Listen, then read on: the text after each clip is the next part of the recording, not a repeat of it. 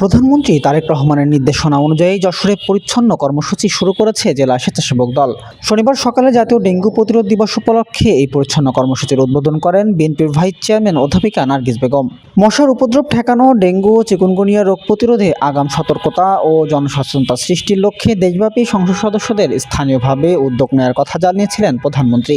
তারই ধারাবাহিকতায় যশোর সদর ৩ আসনের সংসদ সদস্য, বিদ্যুৎ, জ্বালানি ও খনিজ সম্পদ মন্ত্রণালয়ের প্রতিমন্ত্রী অনিন্দ্য ইসলাম অমিতের তত্ত্বাবধানে এই কর্মসূচি শুরু হয়েছে বলে জানিয়েছেন জেলা স্বেচ্ছাসেবক দলের আহ্বায়ক মোস্তফা আমির ফয়সাল।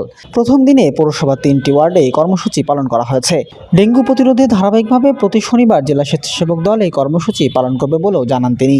এ সময় যশোর জেলা স্বেচ্ছাসেবক দলের সদস্য সচিব রাজিদুর রহমান সাগর সহ জেলা, নগর ও ওয়ার্ড স্বেচ্ছাসেবক দলের নেতৃবৃন্দ উপস্থিত ছিলেন। সুবর্ণভূমি ডেস্ক, যশোর।